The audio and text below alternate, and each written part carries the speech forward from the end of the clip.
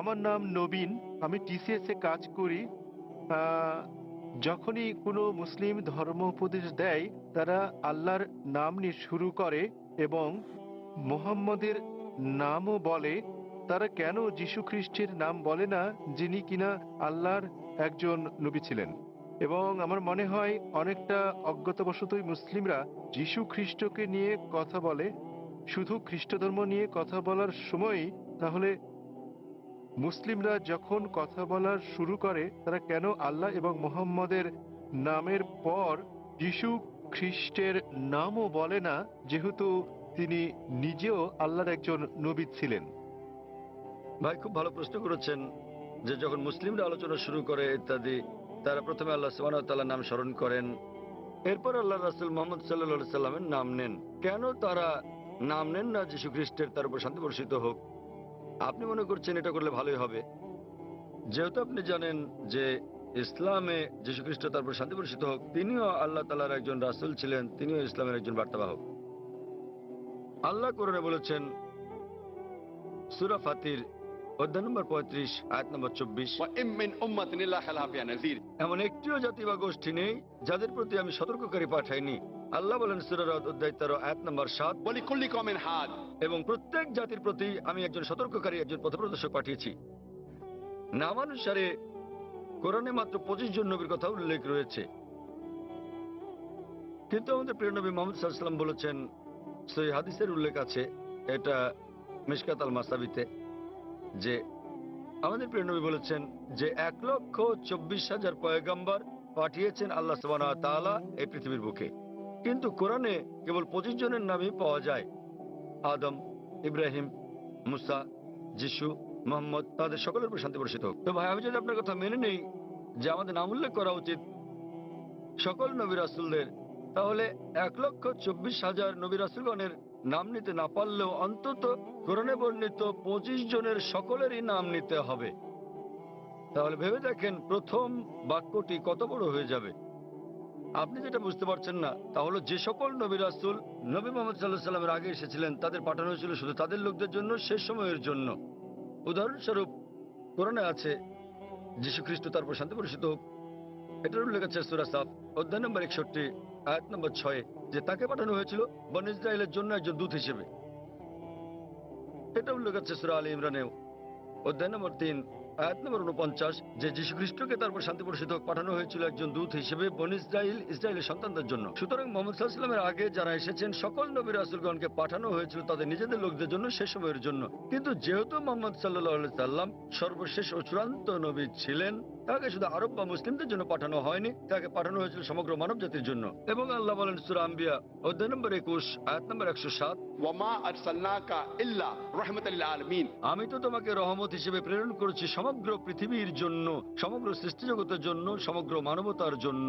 সুতরাং মুহাম্মদ সাল্লাল্লাহু আলাইহি ওয়াসাল্লাম যেহেতু সর্বশেষ এবং চূড়ান্ত নবী ছিলেন, তিনি শুধু মুসলিম বা আরবদের জন্য প্রেরিত হননি, এসেছিলেন সমগ্র মানবজাতির জন্য। এবং তিনি যে বার্তা নিয়ে এসেছিলেন তা শুধু একটা নির্দিষ্ট সময়ের জন্যই নয়, যেমনটা তার পূর্বে যারা এসেছিলেন তাদের বার্তা ছিল একটা নির্দিষ্ট সময়ের জন্য।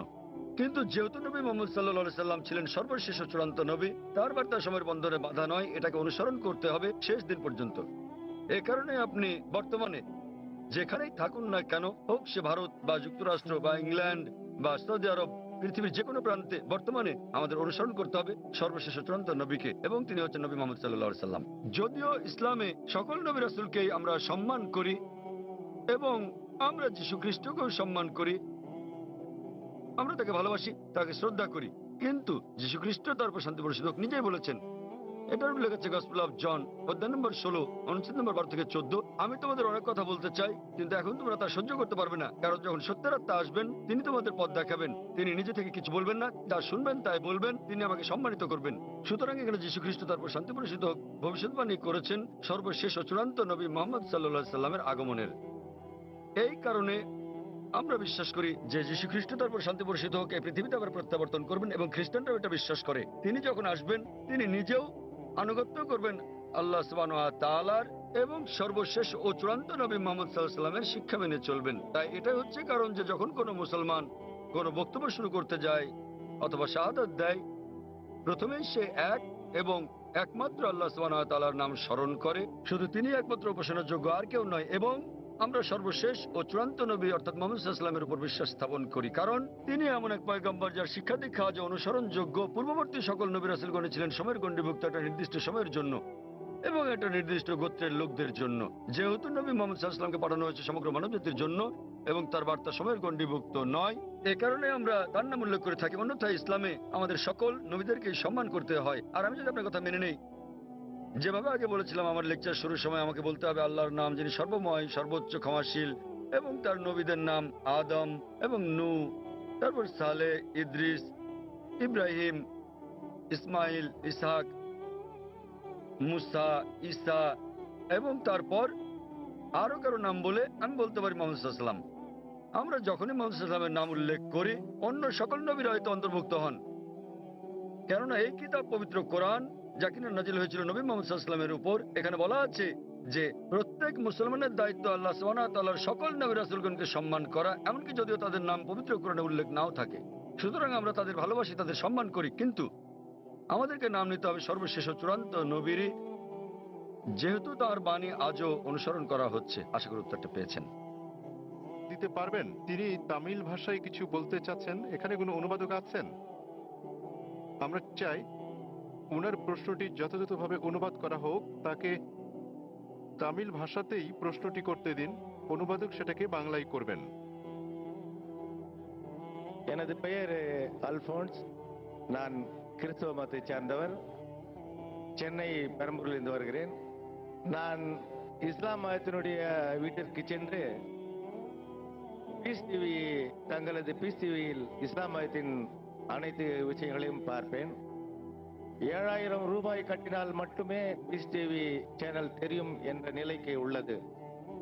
ஆதலின் ஏன் இதை கேபிளில் ஒளிபரப்ப தங்கள் மதத்தை ஒளிபரப்பக்கூடாது என்று நினைக்கின்றேன். তার প্রশ্নটি হলো পিস টিভির সম্প্রচার বিষয়ে। তিনি জিজ্ঞাসা করেছেন কেন পিস টিভি, কেবল টিভি বা অন্যান্য স্থানীয় কেবল চ্যানেলে সম্প্রচার হয় না। তিনি একজন খ্রিস্টান এবং তাকে একজন বন্ধুর বাসায় গিয়ে এই চ্যানেলটি দেখতে হয়। ভাই প্রশ্ন করেছেন যে তিনি একজন খ্রিস্টান এবং তিনি জানেন যে পিস টিভি স্যাটেলাইটের মাধ্যমে সম্প্রচার করা হয়, কেন কেবল অপারেটররা তাদের চ্যানেলে পিস টিভিকে রাখেন না? ভাই, এটা কেবল অপারেটরদেরকে জিজ্ঞেস করতে হবে। আমরা যা করছি তাহলে আমরা খেয়াল রাখছি যে পিস টিভি চালু আছে এবং এটা পৃথিবীর যে কোনো প্রান্ত থেকে দেখা যায় কিনা। আলহামদুলিল্লাহ, আমরা পিস টিভির 6টি আলাদা স্যাটেলাইট থেকে সম্প্রচার করছি এবং এটা পুরো পৃথিবী জুড়ে পৌঁছে যাচ্ছে। এশিয়া, মধ্যপ্রাচ্য, আফ্রিকা, অস্ট্রেলিয়া, ইউরোপ, উত্তর আমেরিকা, দক্ষিণ আফ্রিকা, সমগ্র বিশ্ব জুড়ে। আর ভারতের বিভিন্ন জায়গায় কেবল অপারেটররা পিস টিভিকে তাদের তালিকায় যোগ করেছেন, কেউ কেউ করছেন না। আপনি তাদেরকে জিজ্ঞেস করতে পারেন কেন তারা পিস টিভিকে তাদের তালিকায় যোগ করছেন না। আর দ্বিতীয়ত, কেউ যদি পিস টিভি দেখতে চান পৃথিবীর যে কোনো প্রান্ত থেকে, তিনি একটা ব্যক্তিগত ডিশ লাগিয়ে নিতে পারেন। বড় জোর 6000 রুপি খরচ হবে।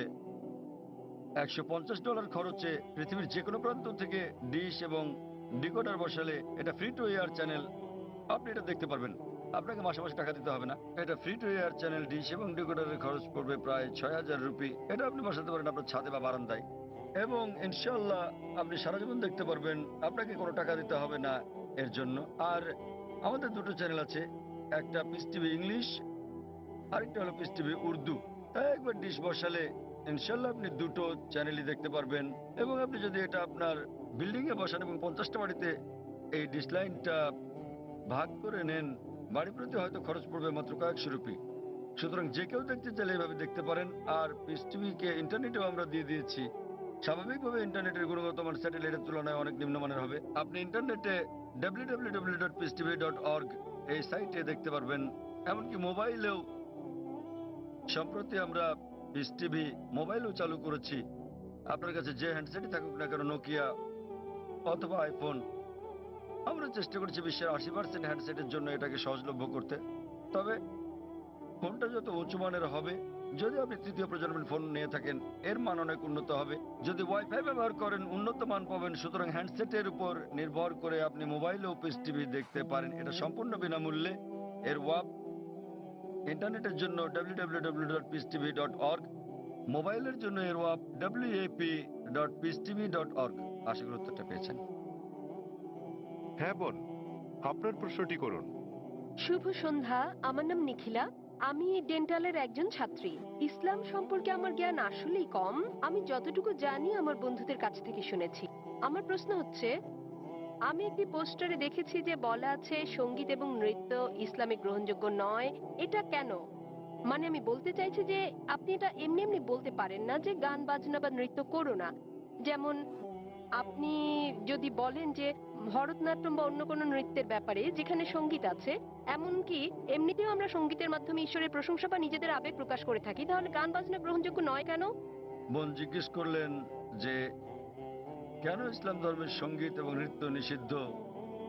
প্রথমে আমি সঙ্গীত নিয়ে বলছি, এরপর নৃত্য। সঙ্গীতের ব্যাপারে বলা যাবে, আমাদের প্রিয় নবী মুহাম্মদ সাল্লাল্লাহু আলাইহি ওয়াসাল্লাম বলেছেন যে সঙ্গীতের বাদ্যযন্ত্র সাধারণ নিয়মে সবই নিষিদ্ধ, তবে তিনি যেটা অনুমতি দিয়েছিলেন সেটা দাফ। একপাশে খোলা ড্রাম, যাকে বলা হয় ডাফ বা ডাফলি। বাকি সবগুলোই নবী নিষিদ্ধ করেছেন, কারণ আপনি যদি ভেবে দেখেন এটা আপনাকে দূরে নিয়ে যায় আল্লাহ সুবহানাহু ওয়া তাআলার জিকির থেকে, সর্বশক্তিমানকে স্মরণ করা থেকে। এ কারণে যখন আমরা এরকম গান শুনি, যেমন ধরেন সিনেমার গান হোক, সেটা হিন্দি, মালায়ালাম, তামিল বা অন্য কিছু, আপনি দেখবেন যে এই হিন্দি সিনেমার গানগুলোর বেশিরভাগ কথাই একেবারে বাস্তবতা বহির্ভূত। আপনি জানেন যে নায়ক নায়িকাকে বলছে, मैं तुम्हारे लिए चांद तोड़ के लेके आऊंगा, मैं तुम्हारे लिए सितारे तोड़ के लेके आऊंगा। আমি তোমার জন্য চাঁদ নিয়ে আসবো, আমি তোমার জন্য তারা নিয়ে আসবো। আমরা জানি এটা সম্ভব না, কোনো মানুষ তার প্রেমিকার জন্য চাঁদ তারা নিয়ে আসতে পারে না। তবুও আমরা বলে থাকি পরিস্থিতি বা আবেগ ইত্যাদির কারণে। তো এই কারণে সাধারণ অনুশাসন হচ্ছে যে সঙ্গীত একজন মানুষকে আল্লাহ সুবহানাহু ওয়া তাআলার কাছ থেকে দূরে নিয়ে যায়। এ কারণে আমাদের প্রিয় নবী বাদ্যযন্ত্রকে নিষিদ্ধ করেছেন দাফ ছাড়া। অথবা সাধারণভাবে কণ্ঠস্বর, উদাহরণস্বরূপ যদি কেউ করোনা আবৃত্তি করে, তার কণ্ঠ সুন্দর, সেটা ঠিক আছে, কারণ এটা একজন মানুষকে আল্লাহ সুবহানাহু ওয়া তাআলার দিকে নিয়ে আসে। নেপথ্য বাদ্যযন্ত্রের আওয়াজ থাকলে যদি এটা একটা বিশেষ আবেগের সৃষ্টি করে, তাহলে গান গাওয়ার ক্ষেত্রে এটা হচ্ছে মুবাহ, ঐচ্ছিক, যতক্ষণ পর্যন্ত গানের কথাগুলো নিয়ে যাচ্ছে আল্লাহ সুবহানাহু ওয়া তাআলার দিকে। যদি গানের কথাগুলো আপনাকে আল্লাহর কাছ থেকে দূরে সরিয়ে নিয়ে যায়, তাহলে সে ধরনের গানও নিষিদ্ধ। এবার আসি দ্বিতীয় ভাগে, নৃত্য করা কেন নিষিদ্ধ। কোরআনে এমন কোনো আয়াত নেই, অথবা আমার জানার মতো কোনো হাদিস নেই যেখানে বলা আছে যে নৃত্য করা হচ্ছে হারাম। কিন্তু সাধারণভাবে যেহেতু মানুষ নাচে অন্য মানুষদের দেখানোর জন্য, আপনারা জানেন যে মঞ্চে নৃত্য পরিবেশন করা হয়, যেমন ভরতনাট্যম। আপনি মঞ্চে ভরতনাট্যম করছেন আর হাজার হাজার লোক আপনাকে দেখছে। সাধারণভাবে যদি হিজাবের দিক থেকে বলি, আমরা চাইবো না যে উন্মুক্ত হোক আমাদের মহিলারা, আমাদের মায়েরা, আমাদের বোনেরা, আমাদের কন্যারা মঞ্চে উঠুক আর হাজার হাজার লোক তাদের দেখুক। তো যে কোনো পেশা যেখানে শরীরকে প্রদর্শন করা হয়ে থাকে মানুষকে বিনোদন দেওয়ার জন্য, সেটা নিষিদ্ধ।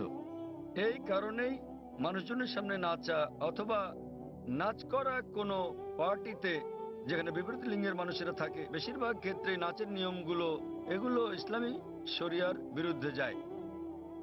যখন আপনি নাচেন বেশিরভাগই জোড়া বেঁধে, ছেলে এবং মেয়ে, আর তাদের মধ্যে বেশিরভাগই গার্লফ্রেন্ড বয়ফ্রেন্ড, এবং তারা অন্য মানুষদের সামনে নাচে। সুতরাং যেহেতু এটা ইসলামী হিজাবের নিয়মের পরিপন্থী, এ কারণেই বলা হয় এটা নিষিদ্ধ, কারণ এটা হিজাবের নিয়মের বিপরীত।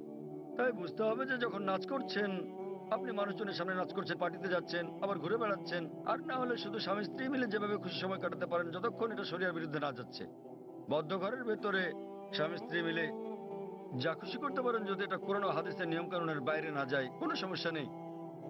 কিন্তু যেহেতু বেশিরভাগ সময় নাচ শরীরকে প্রদর্শন করে থাকে, এতে গান থাকে, নাচ থাকে, আপনি মঞ্চে উঠছেন না, লোকের আপনাকে দেখছে, তাই এটা শরিয়ার হিজাবের নিয়মের বিরুদ্ধে। এ বিষয়ে আমার ভিডিও ক্যাসেট দেখেন, ইসলামে নারীর অধিকার আধুনিক না সেকেলে, সেখানে বিস্তারিত আছে কেন আমরা মুসলিমরা নারীদের নিরাপত্তা দেই, ভালোবাসি, তাদেরকে কি চোখে দেখি। যেহেতু আমরা নারীদের ভালোবাসি, আমরা তাদের নিরাপত্তা দেই এবং আমরা তাদের প্রদর্শন করতে চাই না। এই কারণেই যে সমস্ত পেশায় প্রকাশ্যে গান গাওয়া বা নাচ করা অথবা মডেলিং এর ব্যাপার আছে, সেগুলো নারীর জন্য নিষিদ্ধ। আশা করি উত্তরটা পেয়েছেন। যদি কোনো অমুসলিম থাকেন, জাকির ভাই যেটা বলেছেন, যদি কোনো অমুসলিম কোনো প্রশ্ন করতে চান নির্দ্বিধায় করতে পারেন। আপনার যে কোনো প্রশ্ন ইসলাম নিয়ে অথবা অন্য কোনো ধর্ম নিয়ে, ইসলাম এবং তুলনামূলক ধর্ম নিয়ে যে কোনো প্রশ্ন অথবা ইসলামের কোনো বিষয় যদি আপনার কাছে সঠিক মনে না হয়, এটাই সুযোগ। আপনি যে কোনো প্রশ্ন করতে পারেন। জনমানুষের সামনে এভাবে খোলামেলা প্রশ্ন করার সুযোগ সত্যি দুর্লভ। একজন অমুসলিম ভাই আছেন। আপনি কি অমুসলিম? হ্যাঁ ভাই, আপনার প্রশ্ন করুন। হ্যাঁ। আসসালামু আলাইকুম ভাই জাকির, ওয়ালাইকুম এবং আসসালাম ওয়া রাহমাতুল্লাহ। শুভ সন্ধ্যা আমার ইসলামী ভাইদের এবং অন্য ধর্মের ভাইদেরও। আমার নাম রামজি জয়রামান। আমি আমেরিকার একজন টেকনোলজিস্ট, সেখানে প্রায় ৩৫ বছর ধরে বাস করছি। আর গত ৩ বছর ধরে আমি আধ্যাত্মিকতা চর্চা করছি আমার জীবিতকালেই একটা আত্মিক মুক্তির উদ্দেশ্যে। আমি কোরআন শরীফ পড়েছি। আমার একজন বন্ধুও আছে, বলতে পারেন আজীবনের বন্ধু। গত ৪৫ বছর ধরে সে একজন খাঁটি মুসলমান। আমার প্রশ্ন হচ্ছে, প্রথমে আমাকে একটি কথা বলতে দিন, তারপর আমি আমার প্রশ্নটি করব।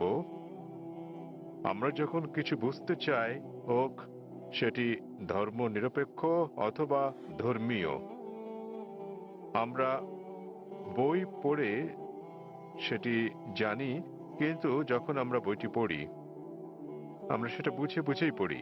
তাই যদি হয়, তাহলে কেন প্রায় ১ ঘন্টা ধরে আপনার ছেলে বক্তৃতা করেছিল কোরআন বুঝে পড়ার বিষয়ে, বিশেষত সৌদি আরবের ভাষা আরবি ভাষার বিষয়ে? কেননা আমি যা অনুভব করি এবং চর্চা করি যে কোরআন ভাষার অনেক অর্থে, তো প্রত্যেক মুসলমানের আরবি ভাষা শিখতে হবে। বিষয়টা আমার কাছে কিছুটা জোর জবরদস্তিমূলক মনে হয়েছে। কোরআন কি তাই বলে? ভাই একটা ভালো প্রশ্ন করেছেন। বললেন যে তিনি আধ্যাত্মিকতা শিখতে চান এবং তিনি কোরআন পড়েছেন, কিন্তু তিনি বুঝতে পারেননি যে কেন একটা বক্তৃতা যা ফারিক নায়েক করেছিল আমার ছেলে কোরআন বুঝে পড়ার জন্য আরবি ভাষা শেখার গুরুত্ব নিয়ে, আর এটা কেন আবশ্যিক। আপনি যদি আমার ছেলের পুরো আলোচনাটা শুনে থাকেন, সে কখনো এটা বলেনি যে প্রত্যেক মুসলমানের জন্য আরবি শেখা আবশ্যিক। সে কখনোই বলেনি। আরবি জানাটা বেহেশতে যাওয়ার জন্য পূর্ব শর্ত নয়, কারণ আমি নিজেও আরবি জানি না। আমি নিজেও আরবি একটা ভাষা হিসেবে শিখিনি, এদিক সেদিকে একটু একটু বুঝতে পারি। আমি আরবি ভাষা জানি না, কিন্তু আমার ছেলে জানে মাশাআল্লাহ। সে আমার চেয়ে ভালো জানে। সে কোরআন সরাসরি অনুবাদ করতে পারে, আমি পারি না। কিন্তু তার আলোচনায় যদি আপনি শুনে থাকেন, সে বলেছিল যে যদি আপনি আরবি না জানেন কমপক্ষে অনুবাদটা পড়েন। তো তার বক্তব্য ছিল কোরআন বুঝে পড়া উচিত। আর প্রশ্ন ছিল আল কোরআন কি বুঝে পড়া উচিত, হ্যাঁ অথবা না? আর উত্তর ছিল হ্যাঁ। সে বলেনি যে একজন মানুষের আরবি জানা আবশ্যক। সে বলেছিল আপনার কমপক্ষে অর্থ বুঝে পড়া উচিত কোরআন। আর কোরআন বুঝে পড়ার সবচেয়ে ভালো উপায় হচ্ছে আরবিকে ভাষা হিসেবে শেখা। আপনি যখনই কোনো বই অনুবাদ করেন, কোনো সাধারণ বই অনুবাদ করতে গেলে অনুবাদটা কখনো 100% সঠিক হবে না। এটা হতে পারে 80%, 90%, 99%। ভাষাটা যত বেশি কঠিন হবে, যত বেশি বিশুদ্ধ হবে, অনুবাদ তত বেশি কঠিন হবে। কোরআন হচ্ছে পৃথিবীর সবচেয়ে অনুবাদ অযোগ্য বই। তাই কোরআনের অনুবাদ কখনোই কোরআনের অনুরূপ হবে না, কারণ আরবি ভাষাটা এতই শক্তিশালী, এতই বিশুদ্ধ। আর এছাড়া এটা সর্বশক্তিমান আল্লাহ সুবহানাহু ওয়া তাআলার বাণী। এই কারণেই সর্বোৎকৃষ্ট উপায় হচ্ছে আরবিকে ভাষা হিসেবে শেখা। দ্বিতীয়ত, আপনি যদি আরবি ভাষা না জানেন, তাহলে সে বলেছিল যে ভাষাটা ভালো জানেন সেই ভাষায় অনুবাদটা পড়েন। আপনি ইংরেজি জানলে ইংরেজিতে পড়ুন, তামিল জানলে তামিলে পড়ুন, হিন্দি জানলে হিন্দিতে, বাংলায় জানলে বাংলায় কোরআনের অনুবাদ পড়ুন। সে যা বলেছিল তার মূল বক্তব্য ছিল কোরআন পড়ুন অর্থ সহকারে। এখন এই প্রশ্নটা একজন সাধারণ মানুষের পক্ষে খুবই স্বাভাবিক। আপনার প্রশ্ন ছিল কেন একজন মানুষ বলবে যে বইটি অর্থ বুঝে পড়ো? অর্থ তো বোঝাই গেছে। যখনই কোনো বই পড়া হয় সেটি তো অর্থ বুঝেই পড়া উচিত। কিন্তু আপনি বুঝতে পারেননি যে মুসলিম সম্প্রদায়ের মধ্যে দুঃখজনকভাবে, যেমনটা আমার ছেলে বলেছে, যে শতকরা 80%-এরও বেশি মুসলমান আরব নন এবং তারা আরবি ভাষা জানেন না। এখানে নবীর একটা হাদিস আছে, তিনি বলেছেন যদি তোমরা কোরআন তিলাওয়াত করো তো সব পাবে।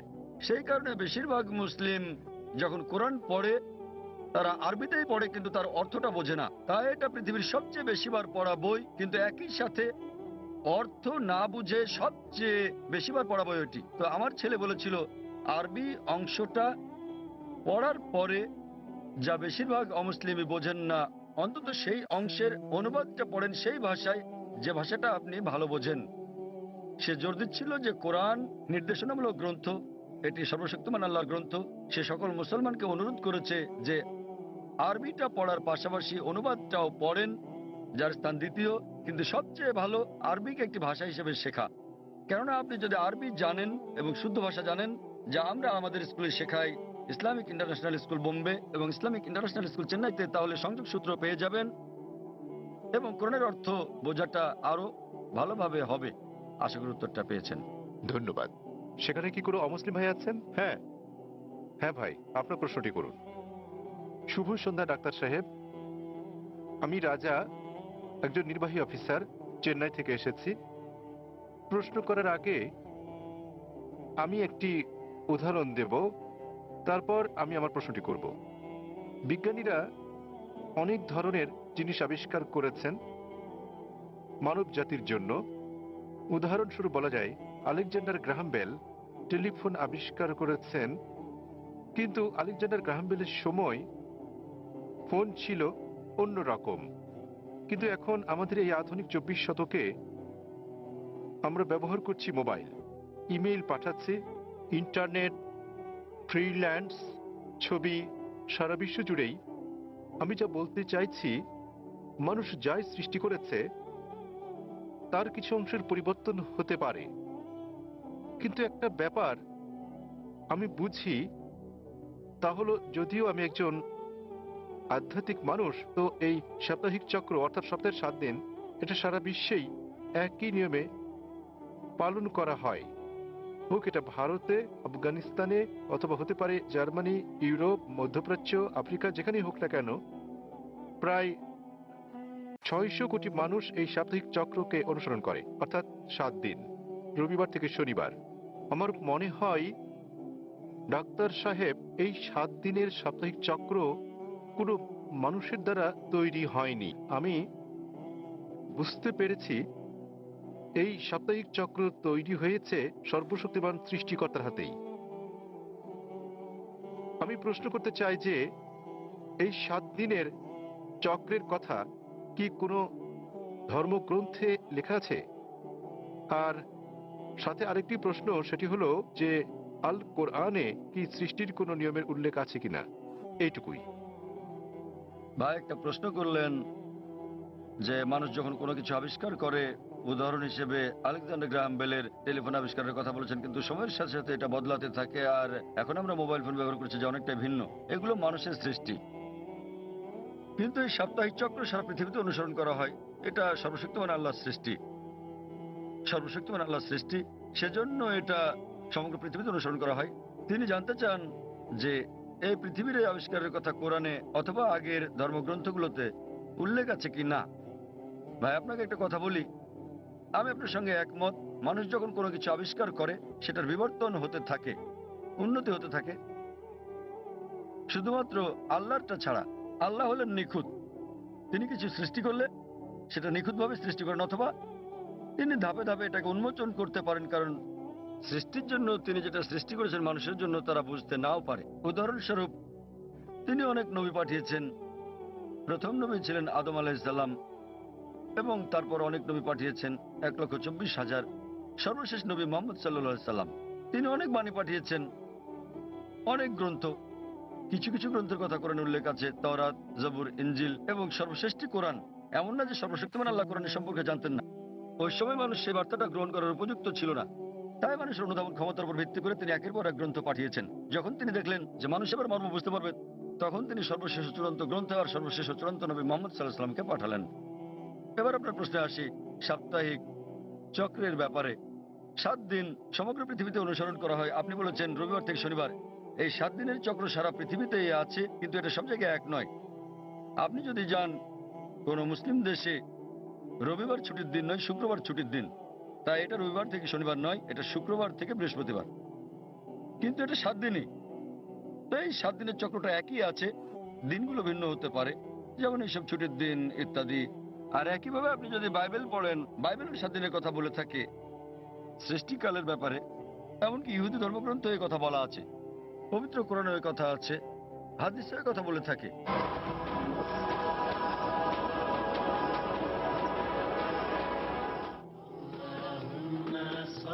নবীজি মুহাম্মদ সাল্লাল্লাহু আলাইহি ওয়াসাল্লামের মণিমুক্তা।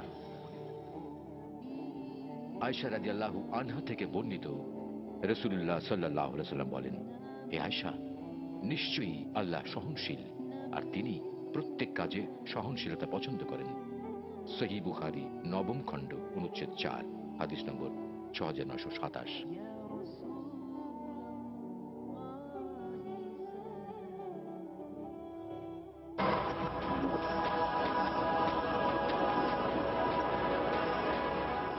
কোরআনে বলা আছে অনেক জায়গায় যে সর্বশক্তিমান আল্লাহ পৃথিবী তৈরি করেছেন 6 দিনে 6টি পর্যায়ে।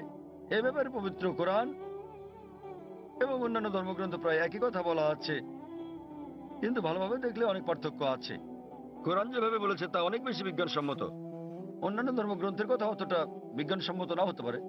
উদাহরণস্বরূপ বাইবেলের এই ব্রহ্মাণ্ডের সৃষ্টি বিষয়ে বলা আছে, সেখানে বলা আছে সর্বশক্তিমান ঈশ্বর 6 দিনে পৃথিবী তৈরি করলেন এবং 7ম দিনে বিশ্রাম নিলেন। এর মানে ঈশ্বরেরও বিশ্রামের প্রয়োজন হয়। কোরআনও বলে যে সর্বশক্তিমান আল্লাহ 6 দিনে পৃথিবী তৈরি করলেন, কিন্তু এটা বলেন যে 7ম দিনে বিশ্রাম নিয়েছেন। কেন? কারণ পবিত্র কোরআনে আছে সূরা বাকারা অধ্যায় নম্বর 2 আয়াত নম্বর 255, এটা আয়াতুল কুরসি। আল্লাহু লা ইলাহা ইল্লাল হাইয়ুল কাইয়্যুম লা তাখুযুহু সিনাতুন ওয়া লা নাওম লাহু মা ফিস সামাওয়াতি ওয়া মা ফিল আরদ। যে তিনি চিরকালীন, তিনি সর্বশক্তিমান, তিনি একক, কোন তন্দ্রা তাকে স্পর্শ করে না, তার বিশ্রামের দরকার নেই। সর্বশক্তিমান আল্লাহর কোনো ঘুমের প্রয়োজন নেই, তার বিশ্রামেরও প্রয়োজন নেই। তাহলে তার বিশ্রামের প্রশ্নটা আসে কি করে? তাই অনেক কিছুতেই মিল পাওয়া যাবে, কিন্তু সব নয়। কেউ যদি বলে যে ঈশ্বরের বিশ্রাম প্রয়োজন, যেমন আমি বা আপনি আমাদের মানুষের বিশ্রাম প্রয়োজন, সর্বশক্তিমানের কোনো বিশ্রাম প্রয়োজন নেই, তো এখানে পার্থক্যটা। বাইবেলে যা বলা আছে তা হলো 24 ঘন্টা করে 6টি পর্যায়, 24 ঘন্টার 6টি সময়। আমরা বিজ্ঞানীরা বলে থাকি যে 24 ঘন্টার 6টি দিনে এই পৃথিবী তৈরি করা সম্ভব নয়। তো বিজ্ঞানীরা বাইবেলের ওল্ড টেস্টামেন্টের এই বর্ণনার সাথে দ্বিমত পোষণ করেন। আর কোরআনের কথায় আসি, কোরআন কখনোই বলেনি যে সর্বশক্তিমান আল্লাহ 24 ঘন্টার 6 দিনে এটা তৈরি করেছেন। আরবি শব্দ ইয়াম, বহুবচনে আয়াম, যা কোরআনে উল্লেখ আছে, এর দুটো মানে আছে।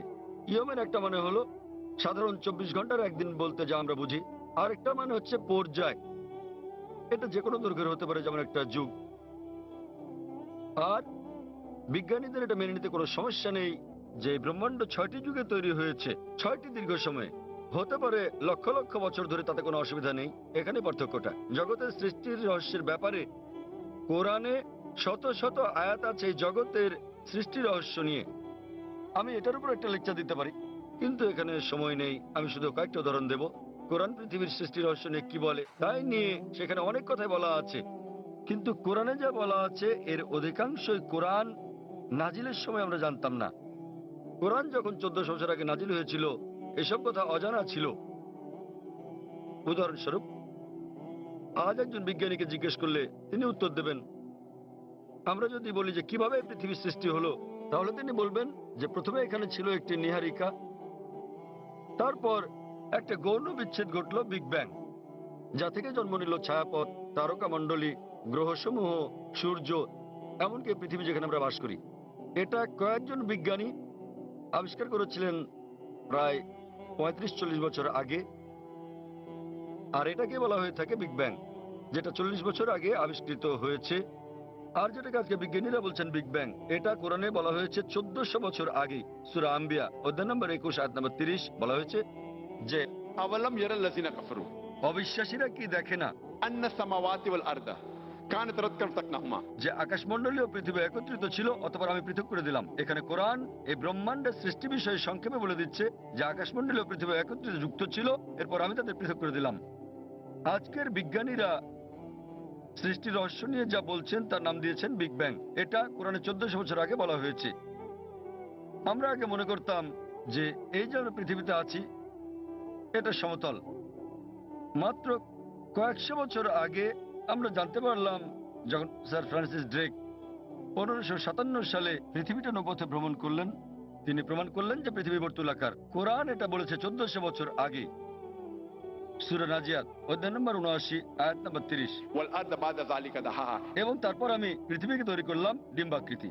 আরবি শব্দ দাহা, এর একটা মানে হলো প্রসারিত হওয়া, যেভাবে পৃথিবী প্রসারিত হয়েছে। আরেকটা মানে আরবি দুইয়া শব্দ থেকে এসেছে, যার মানে হচ্ছে ডিম। এটা কোনো সাধারণ ডিম নয়, এটা বিশেষভাবে বোঝায় উট পাখির ডিমকে। এবং আমরা জানি পৃথিবী একটা বলের মতো সম্পূর্ণ গোলাকার নয়, এটা দুই প্রান্তে একটু চ্যাপ্টা। এবং আমরা যদি একটা উট পাখির ডিমের আকৃতি চিন্তা করি, সেটাও আসলে বর্তুলাকৃতির। একবার চিন্তা করেন, কোরআন পৃথিবীর বর্তুলাকৃতির কথা বলেছে 1400 বছর আগেই। আগে আমরা মনে করতাম চাঁদের আলো তার নিজস্ব আলো।